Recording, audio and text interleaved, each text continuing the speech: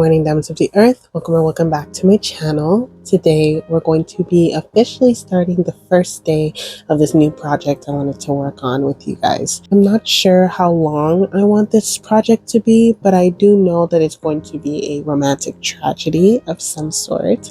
There's going to be, for certain, 3 main characters, but I know I want to incorporate a 4th character as well. I'm still kind of working out the details of it, but I definitely know that I do want to add a 4th character. There will be 3 main characters, and these will be the love interests, but there's also going to be an additional 4th character that I'm going to be writing into the story. I'm still kind of working out the details though, but I think, yeah, the main cast is probably going to be like 4 people. I recently stumbled upon a performance that was done 6 years ago, and this performance was done by the phenomenal traditional pansori singer named Song Sohee, and the song that she performed was called the Tearful Duman River. That's the word in English, and I think in Korean is tumangang, but I'm not entirely sure.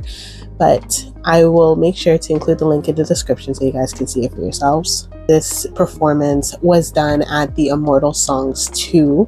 I think that's a show where performers go on stage to perform, and then the audience critiques. Like, it's kind of like American Idol, where the audience kind of judges how well the performers did and whether or not they deserve to go to the next round. This performance was a remarkably simple performance, and I think it was executed so well because the performance made you focus on the words of the song and not so much the theatrics of a traditional performance. The performer uses very technically advanced singing techniques for pansori in order to convey the emotion that the character was feeling. This song was written by the writer Siwoo Lee, who heard the wails of a woman at an inn that he was staying at in Tumangang, China.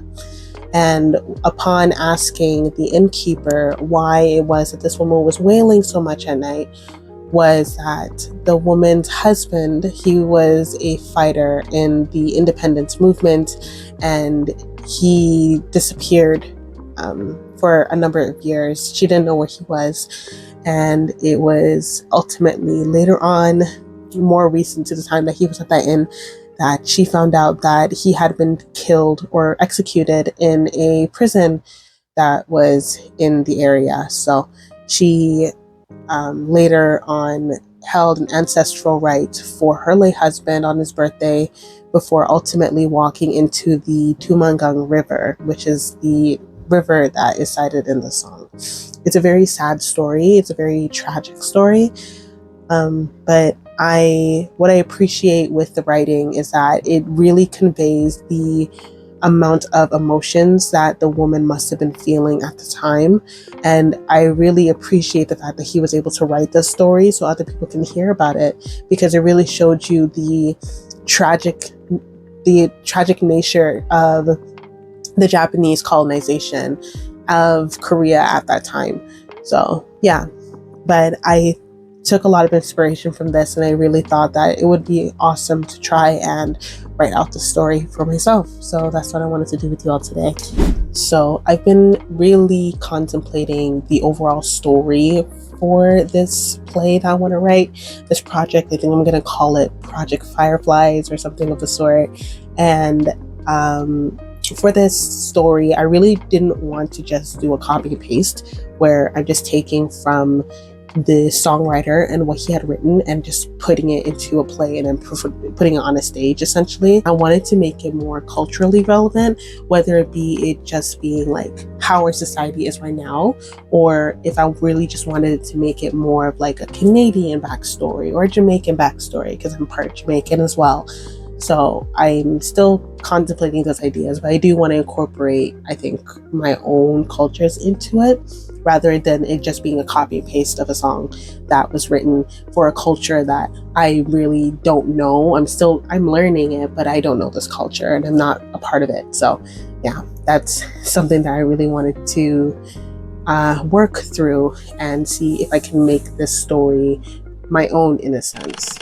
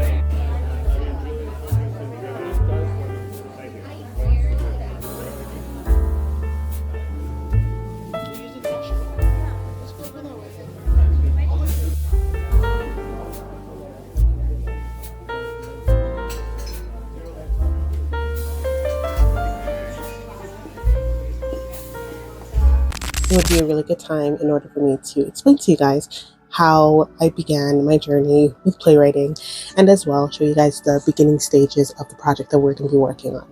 So when I was in my undergrad, a lot of our assignments that we had to do were adaptations of plays that we read. So we would read a lot of foundational pieces from the theatrical genre that we were looking at, and then afterwards we would take a piece that we really enjoyed, and then we would create an adaptation of the piece just so we can understand the core foundational principles of the piece and be able to recreate it in our own way. So that's where it began. That's where my official playwriting journey began.